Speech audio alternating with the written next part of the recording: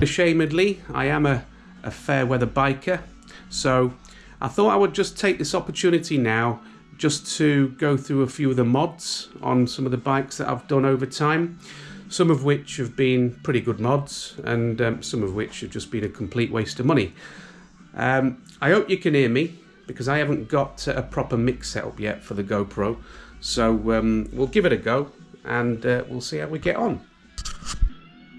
So as you can see, the 850 Sport's got a top box, and I wasn't really a big fan of top boxes before, but having had this now for a couple of years, I don't think I'd ever be without a top box again.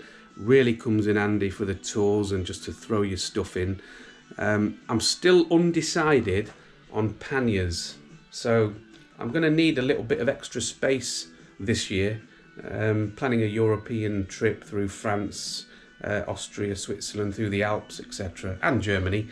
So I'm going to have to take a little bit of extra gear. So a little bit undecided on the panniers. I don't really like them to stick out too much. I'm a keen filterer, and I know that people are confident when they're filtering with big panniers on, but I'm not particularly confident, so maybe looking at some thin panniers, maybe soft panniers or something like that for the future. But as of yet, I'm not 100% sure on what I'm going to use. So yeah, we've got the top box. The next thing I treated the 850 Sport to was this hugger. And this colour-coded hugger was from Pyramid Plastics, which are actually based over in Gainsborough, Lincolnshire. And I'll be honest, they're not the cheapest, and the normal black one was less than half the price that I paid for this. I think it was a little bit of an extravagance. It was quite expensive at, I think it was well over £200 if I remember, but I just like the look of it, and you know what it's like. If you didn't buy it, you'll just end up regretting it, so I just went all out and bought it. But I do think it looks pretty good, you know, particularly with the colour scheme. There's the centre stand.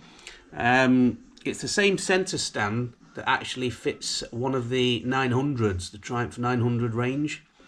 And like anything Triumph, it was well expensive. I think that was something like £250, just from memory. But I do think they are invaluable when it comes to cleaning the chain and greasing the chain, etc. So I think that was something that I just had to get. And while we're down here, we've got some bobbins on there as well, but with a centre stand, you don't need to really mess about with that sort of thing, or paddock stands anymore. The next thing I put on there was the Triumph heated grips. So that small button is integrated with the TFT screen to let you know what levels they're on. And to go with that, I got the hand guards put on as well. And between them and a nice pair of gloves, it can keep the chill off your fingers. Don't think you can do really much more than that, apart from heated gloves, of course. But quite keen to put them on, because the last thing I like to do is to ride when it is pretty cold. So yes, I think them two things for me were just a must-have, really. This was the cheaper version of the mounts that you can get on for your mobile phone. My local biking shop sold me that for my iPhone. It's been absolutely great, to be fair. I think it does the same thing as the quad mounts, whatever they call them, but quite a lot cheaper. Yeah, a decent addition that. Maybe no longer needed, because I've got this Aiuchi C5 now, which is like an Apple CarPlay device, and I know there are new models out now. There's the Model 6. This was the Model 5 with the tyre pressure monitoring systems, and maybe I'll just give a review of that, a full review. I have had a couple of tours using that, and it's been handy, but I still think there are some downsides to that, but I'll save that for another video. I got both sets of crash bars put on the Sport. It does add quite a lot of weight to the bike, but I just feel it's worth the investment in the end. So yeah, I've got some crash bars put in, and even some protection for the crash bars. I know there are quite a few expensive types of rubber bungs, if you like, but I just went for the cheaper option on them, just to save it if it did fall down and just stop any scratches and whatnot. And then I got an extra set of spotlights for the Sport. Now they are they're wired in straight to the Heeltech Thunderbox, which is something that's under the seat, and I'll show you shortly. Don't know if you can see them, but I've got some protection for the radiator there, a couple of covers which are relatively cheap. I just think it's worth protecting that particular area of the bike, especially if you do get a stone or two which just runs up, and it can cause quite a lot of damage, which is very expensive to sort out. So in my mind, that's an absolute must. And in addition to that, a fender extender just to minimize any damage to the bottom end of the bike there. And you can also see there's a belly pan, but that came as standard. So the coupling of the fender extender and the covers for the radiator, I do think are quite important. Now these are spotlights that I put on, which are really, really bright. Weren't the most expensive, but I keep these on all of the time, and they are actually wired straight into the Heeltech Thunderbox, which is another mod that I've done on the bike. I keep them on all of the time, make no apologies. At the end of the day, we are quite vulnerable as bikers, so I want to do as much as I possibly can to make sure that people can see me while I'm out on the road. Now this end can isn't to everyone's choice, but I've gone for something a little bit different. I've gone for the Zard slip-on, and I love the sound of that. I did look at others, the Akropovich ones and the Scorpion. I did like the Scorpion, to be fair, but I just wanted to be a little bit different in terms of cans, and I picked that up pretty cheaply actually. Someone was selling his Tiger, and I know that they can be upwards of £600–700, but they are a lot lighter than the standard cans, and they make a really good sound. I have got this shift assist. Hasn't been fitted of course yet, but I did pick one of these up. I've never used shift assist or any quick shifters on bikes before, so kept on hearing that the reviews were pretty good, and it does make things really slick in terms of operating the clutch. So I thought I'd give it a go, and when it does get serviced in the next couple of months or so, I'll ask them to put it on, because there is a level of software which needs to be applied as well. So I'll give a review of that when I start riding again. That's the Heeltech Thunderbox under the seat, and what that enables you to do is to connect other items straight through to the batteries, and it starts when you put the ignition on. So I've got the spotlights, the buttons of which are there, and the Ayuchi wired in there at the moment. However, I am looking at maybe another USB socket. I have got a socket there which I put an adapter in for a couple of USBs, but I would just like something a little bit more permanent, so particularly for the European tour. So that's another addition. Again, I've got the guard on the headlights. We've all been in that situation before where things are flicked off the road, particularly from cars in front of us, and I just think for a relatively small expense you can just protect the glass areas of your bike, or the delicate areas. So that was another addition that I got put on the bike. I've got a few extra decals as well, if you can see, just spruces it up a little bit. And something that I've got to mention, which is very underrated, is from Tech Mount. I've got this crossbar member here, and that was to originally put my iPhone on. However, with the iPhone now on the handlebar, it was to put the Ayuchi on. And 850 Sport owners will know that the bar that usually goes across there is just a really thin piece of metal. It's no good for anything really, so it does need something a bit more substantial. And I was recommended Tech Mount, and it's been brilliant. It really does add a bit more solidity really to the bar, and in order to move the screen up and down. So yeah, that's a very worthwhile purchase, and I do recommend getting one of these Tech Mount. Just give you a little sound test of the Zard.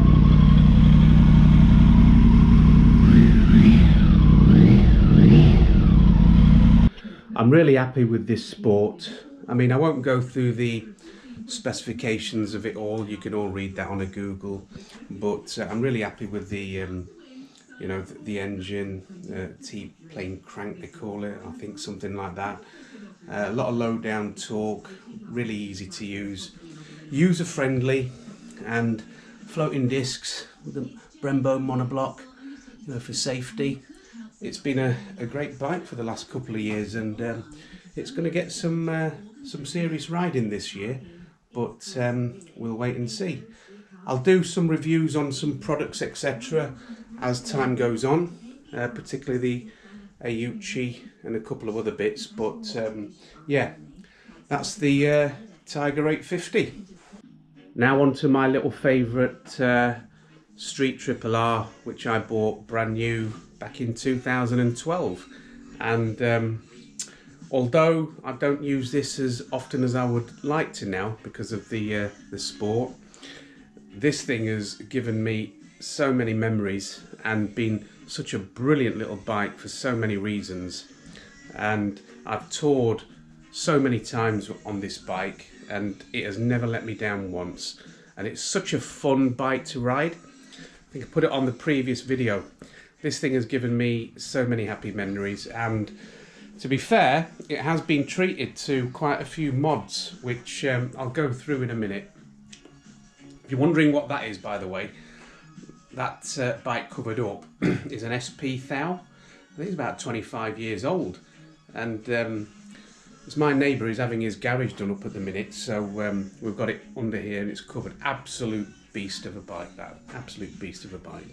But let's go through some of the things that I've done to the Stripple. Arrow exhausts, which replace the standard ones which came with the Street Triple at the time. One of the best investments you can make on these bikes, without a shadow of a doubt.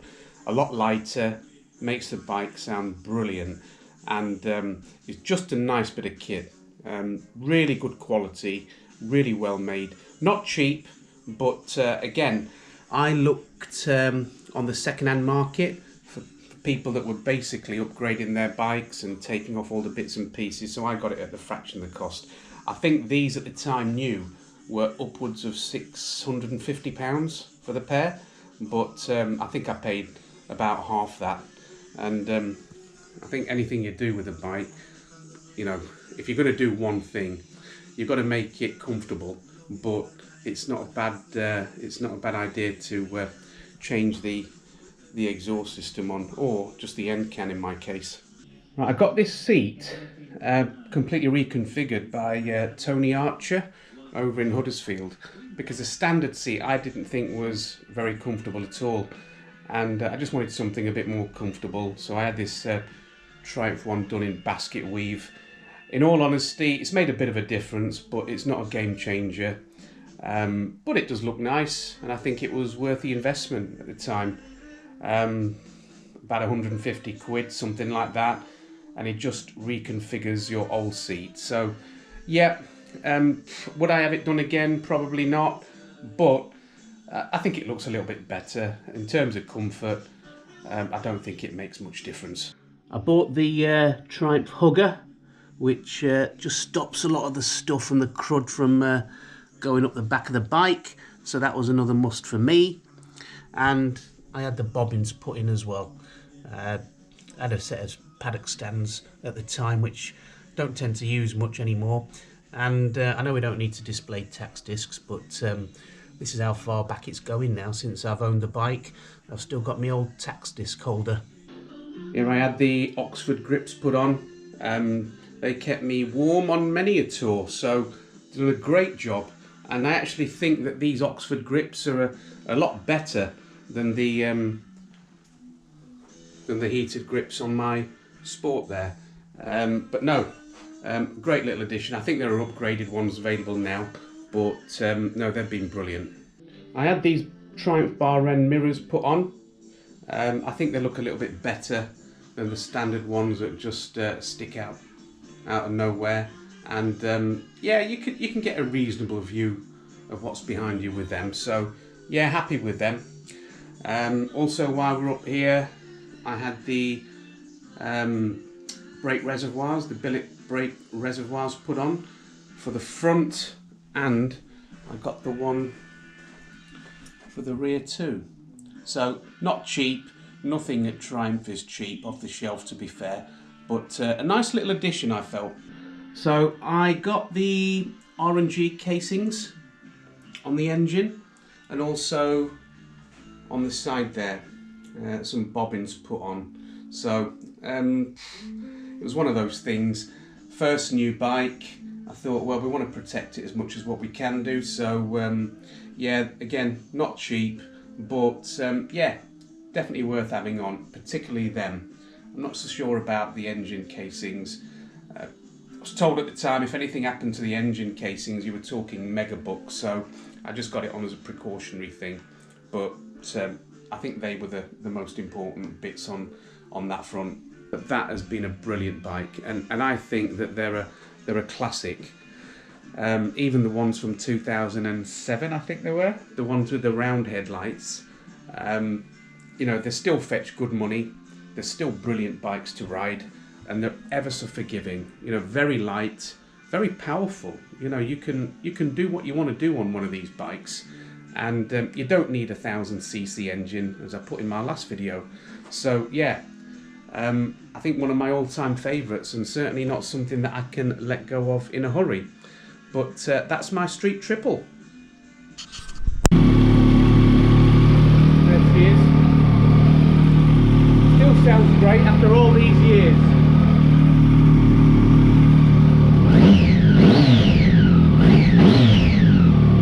Brilliant.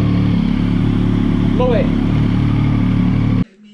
And then I've got my Triumph Thruxton Ace Cafe version, and this was a recently purchased bike. I got this about, what, I don't know, 3-4 months ago now, something like that. However, I did have one of these bikes when they first came out, which are limited to 100 models for the UK, and I actually bought one new back in 2015, and having only ridden it for DGR rides and the odd bimble here and there, I think I'd only done something like, I don't know, 800 or 900 miles on it, you know, in probably about 5 years. Yeah, about 5 years. Eventually selling it and regretting it, really, because even though I didn't really like riding it too much, it's a little bit too steep for my back. I've got a bit of a bad back and whatnot, and it's not the most comfortable thing in the world for me to ride. I did miss actually having the bike and just fettling around with it and whatnot. And as I said in one of my previous videos, I think that it does more harm than good if bikes are just, you know, wheeled in and out and used from time to time. I think bikes need to be sort of, you know, at least started from time to time, taken out, even round the block, just something. And this one wasn't. So I sold it back in 2020, and I kind of regretted it ever since. So when this one came up, private seller, I couldn't resist but you know, call him, inquire about it, and here it is in my garage now. So because I bought this quite recently, I've not really done anything to it, the Thruxton, but one of the things that it came with, which I'm really happy actually, was the Triumph cans, which are significantly louder than the standard cans. And yeah, look, even if I listen to this thing for a while, it just makes me happy. So it's in the garage now. How long for, I don't know. I did regret selling the one in 2020, but you know, if I don't end up using it very often, then it just seems a waste to keep in the garage. But we'll see. I might be taking it out on the odd ride, and we'll get it MOT'd first and taxed, etc. And then we'll see what the summer brings. There you go now. So I've actually got the choke on at the minute. Let it warm up a little bit. I'll just switch that off now. Come round on this side, and I've still got the original exhausts. Original end cams are up, boxed up somewhere where the fishing gear is, but let's put a bit on. Wow. Wow. Doesn't that sound great? That'll wake the neighbours up. Woohoo! I hope you've enjoyed this little tour of the Triumph Cave and the bikes and a few of the little mods I've done to it. Now obviously things are always changing, we're always learning from each other, so if there are any other suggestions that you can put forward, particularly for the long European tour I've got planned for this year, just drop it in the comments. We can always learn from each other, and whilst I've been to France on one occasion, I've not done a tour like I've got planned for this year before. So if there are any other mods that you think might be worthwhile, or any tips on clothing, just let me know. So that's it for me. It's Triumph Biker Man. Thank you all for watching, and bye for now.